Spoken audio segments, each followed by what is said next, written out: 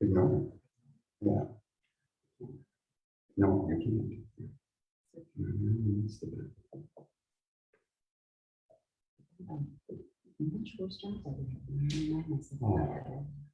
They had highway blocked off, these guys are out there doing blacktop and somebody what? Poor guys. There would be one. Think about that next time. Yeah. Last night there was a bat upstairs, I'm not surprised. and it was flying around really free. I left it alone, but I'm hoping it got out of one way. Okay.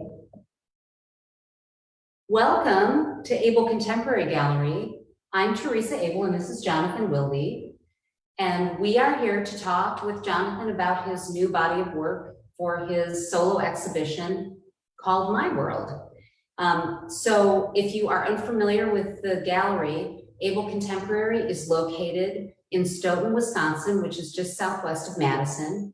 We're in a converted historic tobacco warehouse, and we represent about 90 artists from across the United States. And what we're going to do tonight is we're first going to start to look at a video walkthrough of Jonathan's installation that we've pre-recorded, so that you can see, if you're unable to visit the gallery, you are able to see what it looks like. And then we are going to choose a couple of paintings from the show that we think are significant, and Jonathan's going to talk about those paintings. And then after we get done talking about the specific works, we'll open it up to a question session with anyone watching. So if you're watching on Facebook, you can type in a question and we will ask Jonathan those questions at the end of the talk. So welcome. Here's a little bit about Jonathan. For over 5 decades, Jonathan Wilde has devoted himself to cultivating an environment that is his home and simultaneously the subject matter for his artwork.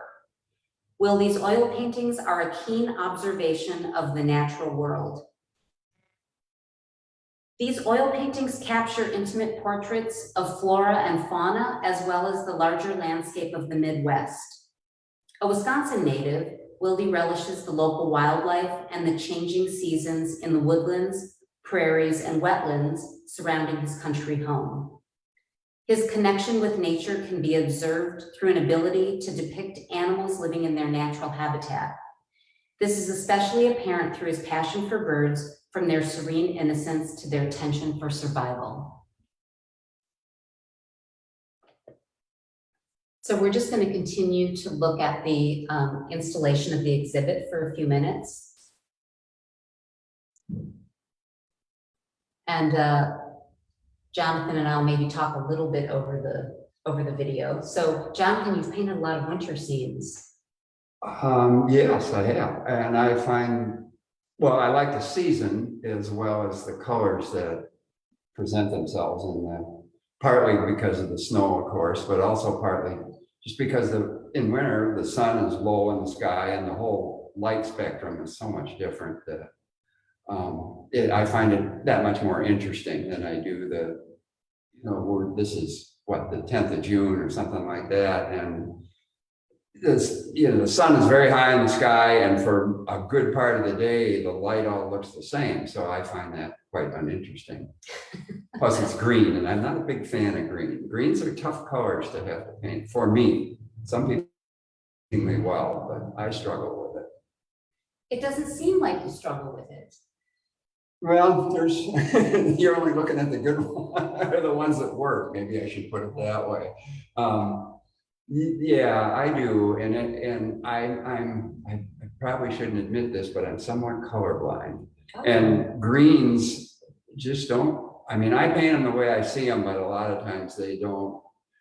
Other artists will look at them and go, you're having a little trouble with that green. Really? Yeah. Wow. Yeah. So it's noticeable to me as I struggle to try to capture what I see in the way of greens.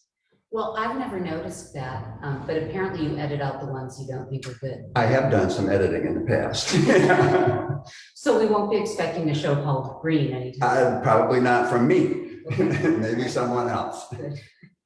So I've known you for a long time and you've been showing with the gallery for many, many years. I have. Thank you. Yeah.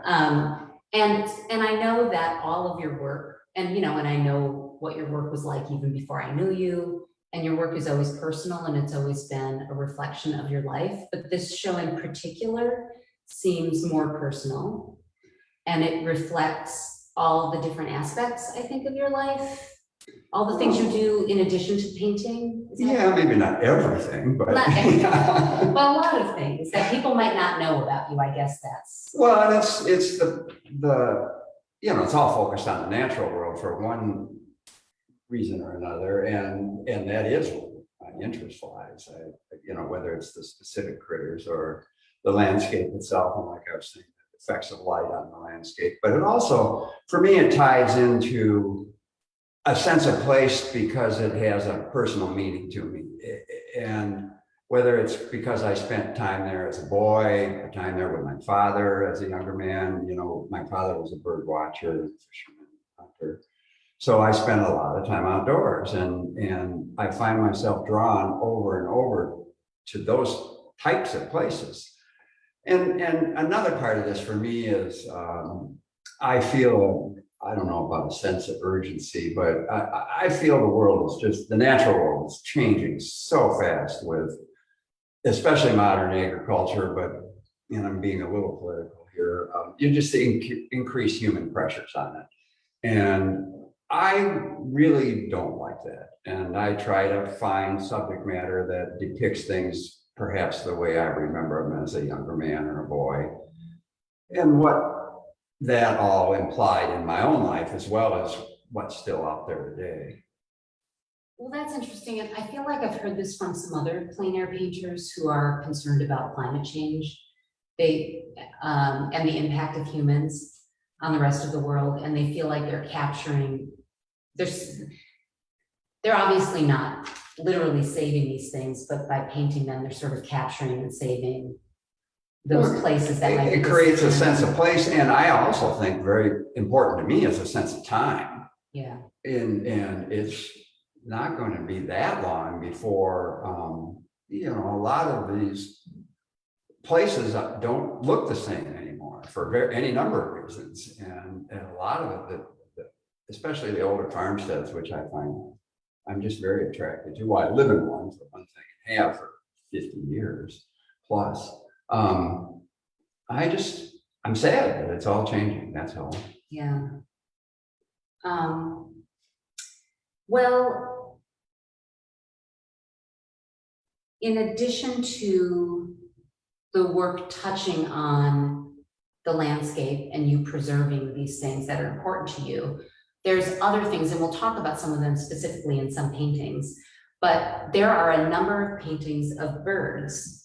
Yeah. And they seem like intimate portraits of birds. So for people who don't know, tell us about your connection with the birds, and are these, in fact, they seem like portraits, are these birds that you know? And then we can talk specifically about on the hunt. No, some of the, under permit, and I want to make that very clear, I have about 18 permits. I have trained hawks that I hunt with at the sport of falconry, and I have been doing this almost my whole adult life, so long time. And so I do have that a little more intricate or intimate knowledge of birds of prey. And the other birds, like I said, my dad was a bird watcher. I've been one since I was a kid, and I've been fascinated by birds ever since I was introduced to them, I guess. Certainly the raptors, but all species of the North American birds, especially, that's what I know. And so and their behaviors as well. It's not just, oh, there's a bird. I'm not a lister. And birders will know what I mean when I say that. I'm not just interested in checking, oh, I saw XYZ. Now, I can watch a robin for a long time and enjoy it all, as they preen or bathe or whatever. So there's that aspect to it as well. And this particular painting is a hawk that I had, again, taken under permit in 1979, and I flew her in falconry every year for 12 years, and we had a great relationship. I liked her, I think, more than she liked me, but she tolerated me, and she loved to hunt. And I wanted it to end on a happy note, so after her 12th season, I actually released her back to the wild, and she hung around. I just released her where I live because it's rural, and she hung around for a few days and then went on to make however long of a life for herself, but she certainly had as good a chance as any bird did. And so, yeah, it was one of my nicest experience with falconry birds. But I mean, goshawks in particular, I spent like 12 years helping on a research project in northern Wisconsin with a man out of the University of Green Bay. And just fascinated by him again ever since I read about him as a boy, and so it may be a little nearer and dearer to me than some of the other birds. Well, I think it shows in the paintings, and then because they remind me of historic portrait painting too. I mean, it doesn't look like I'm painting sort of a generic goshawk. They seem, and if you follow your work, each one looks like a specific personality. Well, they do have their own personalities for sure. And as people that do spend a lot of time with birds, whether it's doing research or whatever, or parakeets for that matter in their own home, they realize that they all do have their own characteristics, behavioral characteristics, and they might look alike from 50 feet away. If you've lived with one for a while, you know the individual differences. Yeah. And so in addition to birds, you have dogs? I do have dogs, yes, which are part of my falconry experience. Right. They're bird dogs. Well, and they're like your family, if anybody knows you. They are, Yeah. yeah. Well, who can have dogs and not have them be part of the family? Yeah. So the next painting that we're going to look at is Winter Walk, and I'm assuming this is a place you walk with the dogs. I live along in an old farmhouse along the Sugar River, and actually that's the river bottom in the painting. And yeah, in the winter, I hike around on there pretty much every day, take a walk. And this was, I don't know, we'd had some fresh snow and I'd walked a couple times. And one evening when I was down there, I was like, wow, that's cool. I really love the way the light was working with the path on the snow. And of course, how some things were lit, some were in shadow in the background. So, but that's pretty typical of most of these paintings are directly related to my own experiences. It's not just I'm driving along and say, oh, there's a pretty spot. They mean something to me personally. It's not just a pretty spot for me. And then, so you walk here and you're thinking, are you thinking about this spot for a while, or is it on a particular day you think it just hits you because of the way the light is or something? It's both. Okay. It's usually the light that triggers me in the first place that, wow, okay, this looks like a painting, or this would work as a painting compositionally, light-wise, color-wise. Yeah. But I can sit on stuff the idea for a long time. For one thing, it might have gotten up to 50 the next day and everything changes. Right. With the landscape, there can be some pretty quick changes. So it's like, oh, instead of forcing it, I'll just wait it out. And then you go on location and paint this? Not always, but a lot of them. Yes. I like to start paintings on location, and I paint outside in the winter. As a couple of good friends, Diane Washa, who shows here, and Jan Norsetter. And we paint together fairly often in the winter, or spring and summer do it because of the greens, not quite as much in summer. But as long as it's not windy, we're out there sometimes when it's down to 20 degrees or so, much colder than that. And your fingers, feet, you don't last very long. Well, I don't know if you remember this, but when Tim and I used to live out in the country, I was driving home once and you were sort of on the edge of this. I was on a bridge too close to the road. And I thought, what is going on? And then I thought, oh, there's someone painting. And before you came into view, I thought, I bet that's Jonathan, because who else paints in the winter outside on some crazy bridge? And sure Yeah. enough, it was you, and I pulled over and said, what are you doing? I think you kicked my butt for being too close I to, was to worried about the you. travel lane. Yeah. Right. But anyway, so, sometimes there's a fire painting. I don't know if we're going to see that or not. We are, yeah. We'll get to that. And that's just done from photographs, because the fire boss would have really kicked my butt if I would have. Yeah, because I was responsible for a firefight. So let's say for this painting, for instance, the winter scene we're looking at, the winter walk, did you paint that? Did you start it off? That one I did not, because of the fact that it was late in the day and the light was changing so fast that there was no way I could have. Okay. I mean, so I just took some photos and did that one from photographs in the studio. If you are painting outside, like the day I saw you, how much of a painting does it vary from painting to painting, how much of it you'll do outside and then you finish it up in the studio? Yes, it does. And some are completely painted from outdoors. I don't know if we can, this painting was pretty much done all on plein air on location. Right. And whereas others, I might start them outdoors and then finish them out. I paint with a lot of thin layers of paint. That's just my process. It probably comes from first 10 years or so I painted with watercolor. So this layering process, and I just sort of carried it over into the oil painting. So it's just not practical to do the whole thing for the most part outdoors. Yeah. Oh, I didn't know that about the watercolors. Well, that's probably why they're so luminous. It could be. Yeah. I think it works that way. Yes. Yeah. So another thing that you do is much like a bird migrates, you go out west every year. I do. I love the prairies, the grasslands. People say, where do you go? And I say, Nebraska and North Dakota. And everybody goes, oh, my two worst favorite states to drive across. But the parts I see don't look anything like what one sees on the major highways. They're still pretty much ranch communities. So the ecosystem is intact. It's a grassland, and in the case of North Dakota, a wetland ecosystem. And I love it. I love the richness of the bird life. I love being there in the fall because of the migration. There's amazing, especially in North Dakota, the migration there can be pretty spectacular in a relatively short amount of time. I head up there in early September. It's summer for all intents and purposes. There still are different bird species that are moving already. And by the time I leave at the end of October, it can be hard winter. So it's a pretty dramatic change over the course of a relatively short amount of time. I go there partly to fly my hawks, partly because I love the places, and to sort of piggyback on what I was saying earlier, it's about as close as I know to going into a time machine, because the culture as well as the land use is still a lot closer to what it was in the 50s than what it is now, for instance, when I was, 50s when I was a boy.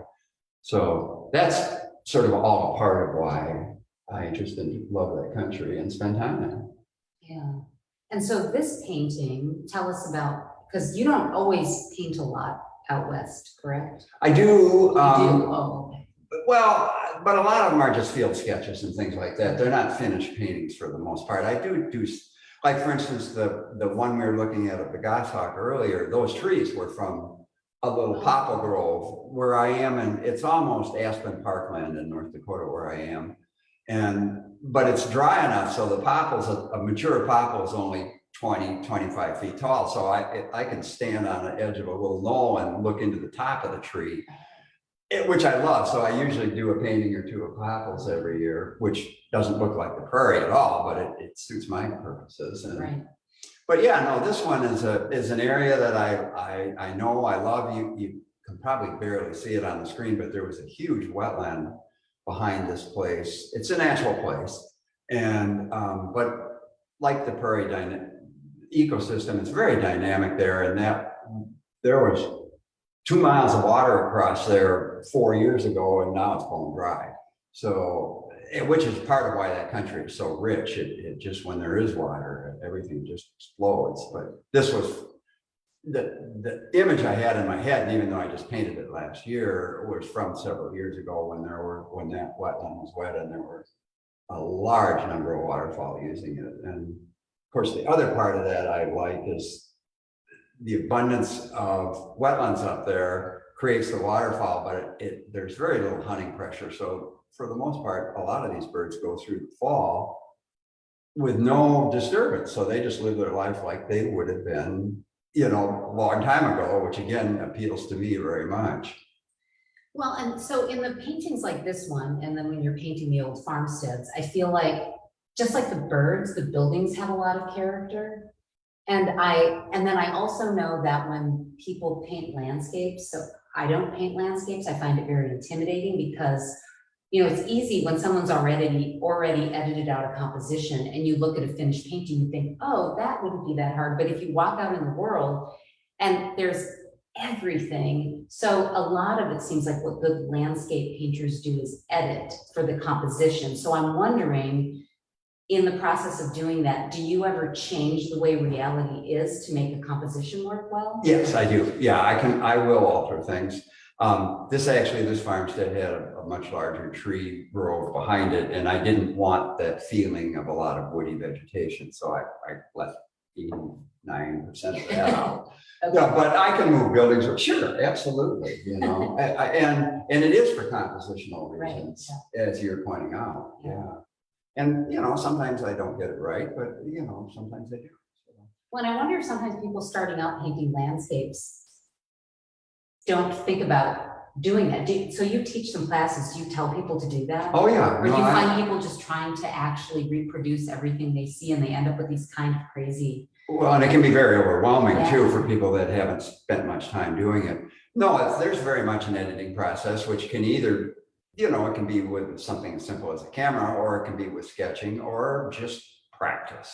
I can look at a setting like this and I see what's there and I think, well, okay, this is what's going to make it work, and I mean, at no specific time were all those ducks in those spots. Was that sky just like that? So there's a fair amount of variation. But the major elements were a part of the environment that I was trying to capture. Right. It's interesting to think, because sometimes in order to capture the essence of a place, you have to edit or move things around. A little bit, yeah. Well, and it's partly the essence of a place, but I'm not a photographer. I'm trying to, and God knows there are some fantastic photographers. But I'm trying to create a mood as well as capture an image, sort of the whole ball of wax, if it will. And it might just be a mood that I'm interested in. It might not be one that the viewer clicks on. Right. Yeah. So now I think we should look at the prairie fire painting, which I think is just stunning. So this is North Dakota again. Actually, I own land there with some friends of ours, and it's close to a section, 640 acres, wetlands and grassland. Some of it restored, but most of it is remnant prairie. And we manage it two ways. One with cattle. Although I'm not a cattle owner, but we just lease the grazing rights out and then graze it. That's divided up into sections, so we're using rotational grazing. And the other way is with fire, to eliminate litter, stimulate the growth, the plant growth, and to some extent eliminate woody vegetation. But that's a minor part of it. And this is one of our burns from actually last fall. I was on the line, as I said earlier, I was on the line that was doing the backfire, which is what sort of shows in the foreground. And the other fire line had set a head fire, and we had a little bit of a wind switch, not enough to freak everybody out, but enough so we had to keep moving. So I grabbed a couple quick photos, and what I was partly attracted to, because you can see from the blue sky, it's actually a clear day, but when you get these big smoke plumes, it really alters the light, and it can be really dark underneath those sometimes, which I find just fascinating, especially with the brightness of the flames and the fire and that sort of thing. Yeah. I'm assuming, I've seen other fire paintings of yours, but it just seems like it'd be really hard to paint fire and make it look realistic. Did you struggle? When you Yes, first I started have painting struggled fire? with them, and they're not unlike the green paintings. There are a number of them at home that you're never going to see. I think part of it for me, and I can't attribute this quote to probably the person that actually said it, but I heard it from a Madison painter, Mary Diamond, and she said that color gets the credit and value does the work. And so I think to show that luminosity of fire, of strong light sources, no matter what, it has a lot to do with the darks around it. Right. So you said before you were a little colorblind, and I know of a few other artists who have some degree of color blindness, painters in particular, and I'm wondering if that heightens your ability to use value. Have you ever thought about that? I haven't, but I wouldn't necessarily dispute that. Yeah, and values, especially as you know, most painters and perhaps other, I mean, three-dimensional artists as well, because they deal with this. Is a lot of it's learned how to look and see what's really there. You know, we tend to push everything towards the middle range, but that's not always the way it is in nature. Sure, at 2 o'clock on a day like today, which is bright sunny day in early June, yes, but not on, especially in, you know, early light, late light, that as somebody once said, the painter's light. You know? Yeah. Well, you capture light beautifully. Well, thank you. Yeah, it's really just great. So is it ever scary burning? Oh yeah, yeah, no. Yeah. Well, and it a lot of it depends, and I've been burning a long time, mostly with different prairie people, and some professionals, some as volunteers, that sort of thing. So I have a fair amount of fire experience, but it's all about the weather conditions and good breaks. And if you're burning with people that are somewhat new at it, they can be a little gung-ho, and it's probably more a people factor than it is the condition factor. With experienced people, it's very safe because we don't burn when it's not. We don't want to say no. Good. Okay, well, now I want to look at one of your still life paintings, and you don't often paint still lifes, do you? I have not. It's actually, there's several in this show, I've been wanting to. You asked earlier about, you know, do I do things right when I think of them or see them? And in this case, definitely not. I've been thinking about doing still lives now, if you count the dead birds, they are, I guess, still lives. So I have been doing that, but the actual more focused still life on a subject matter that's not a dead bird. But my father was a painter. Some of you know that, some of you don't. And growing up, the paintings of his that I really enjoyed the most were still lifes. And so I played around with these ideas. This specific idea, just some personal history. An aunt of mine, my mother's sister, who was really a wonderful woman. I liked her very much. He had a painting of green onions that my dad had done, and I coveted that painting, but it ended up going to one of my cousins who was smart enough to ask for it first because I was too bashful to do that.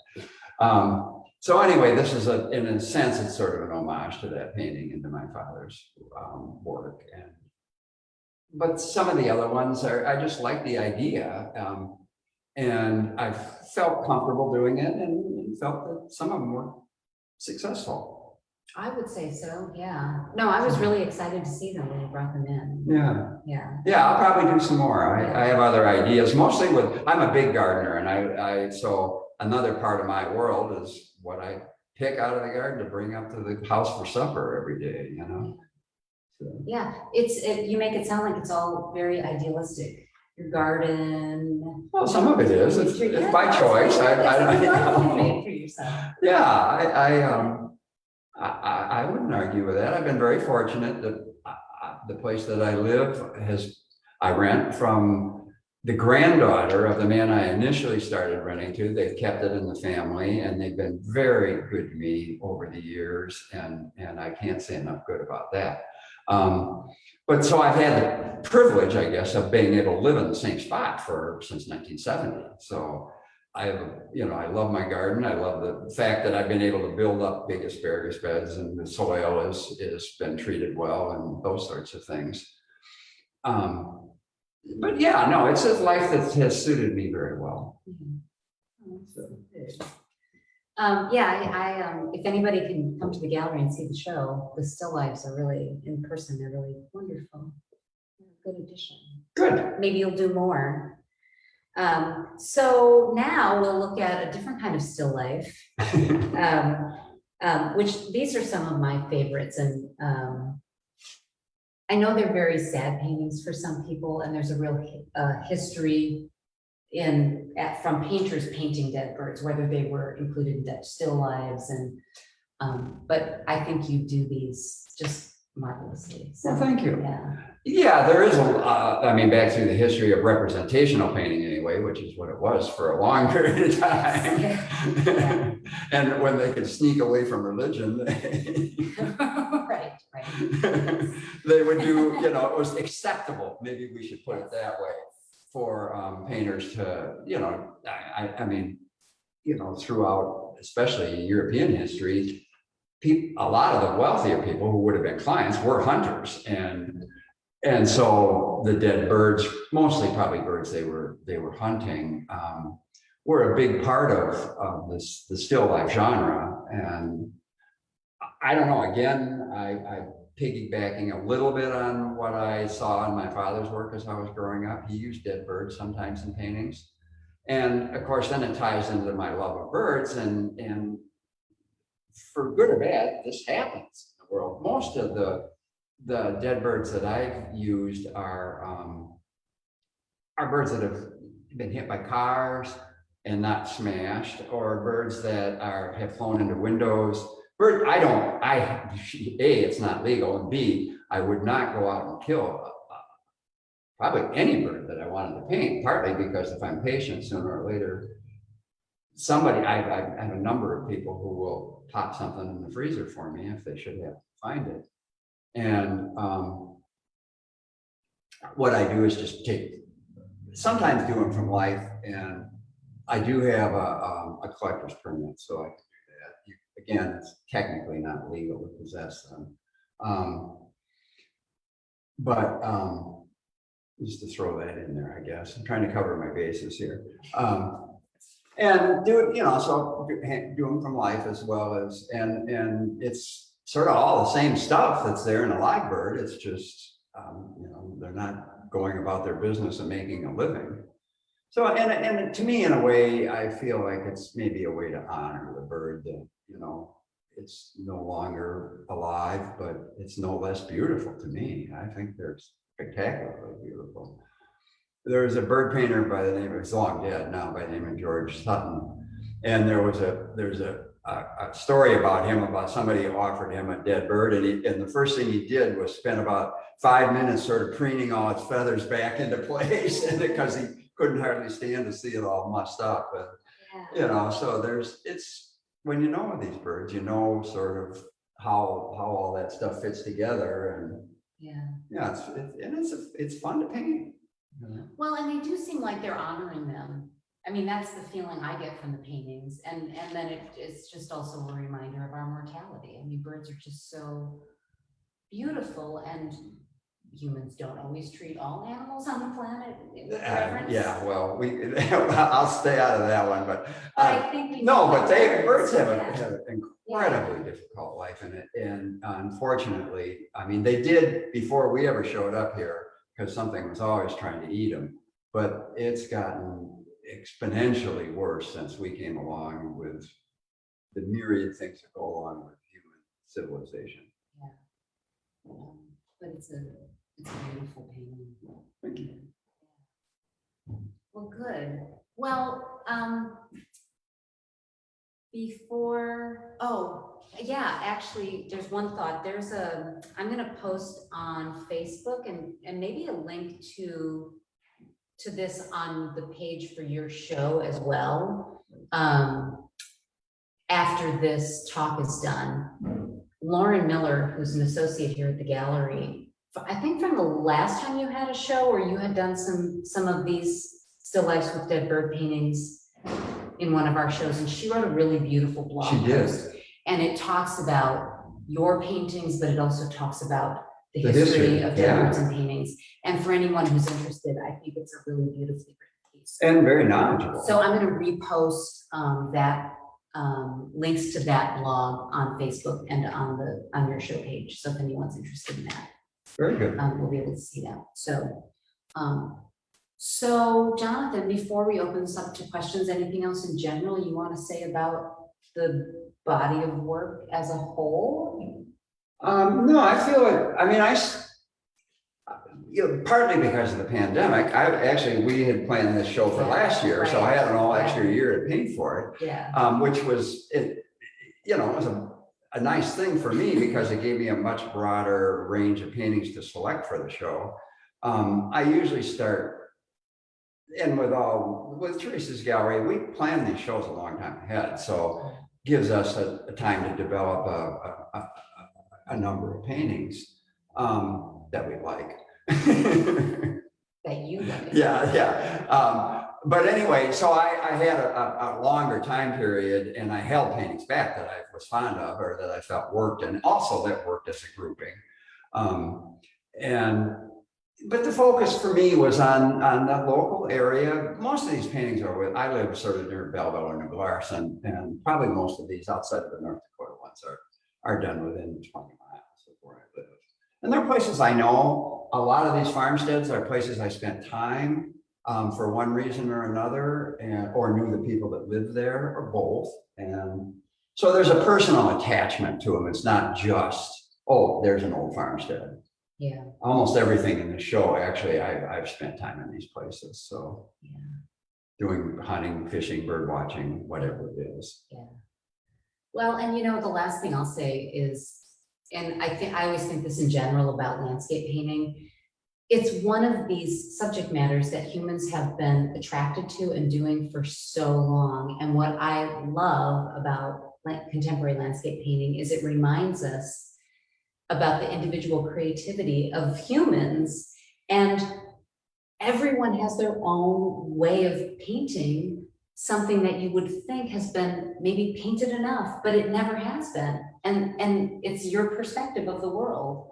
And whether it's you or Diane Washaw or Jan Orset or whoever, everybody has their own view, and then the viewer gets to go into your world and see it from your perspective. And sometimes I'll go out in the world and I'll think, that looks like a Jonathan Wilde painting, or that looks like a, John Rebel painting or something. I agree completely. And that's part of what, that's hopefully anyway, that's why we're painting, is because we're portraying the world, the representational painters, the way we see it. And it's based on our experiences, where we've been, all these things.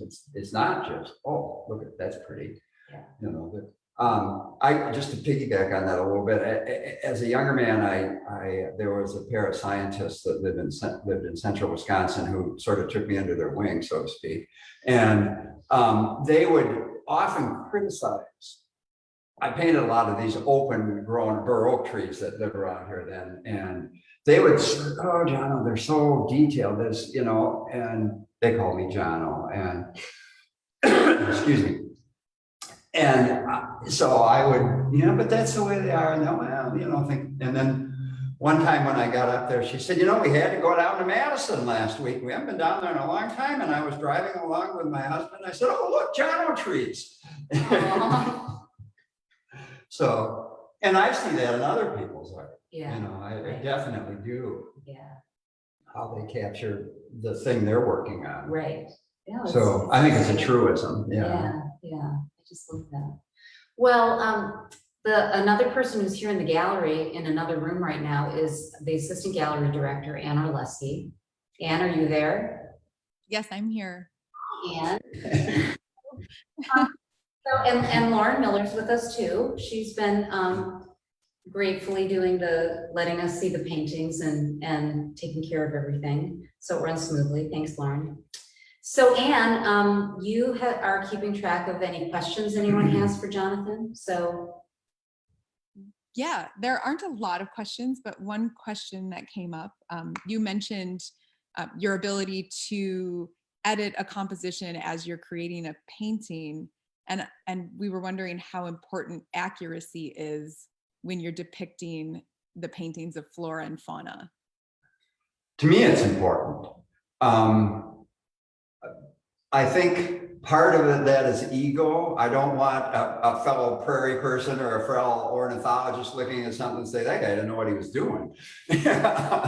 But, you know, there's no right or wrong here. There are some the wonderful bird painters whose birds aren't accurate, or flower painters. And, you know, so I don't know if there's any right or wrong. It's just a personal preference for me that, you know, birds have 12 tail feathers, so I don't paint birds with 8 tail feathers. It's, you know, and I've heard plenty of criticism about feather counters and things like that, but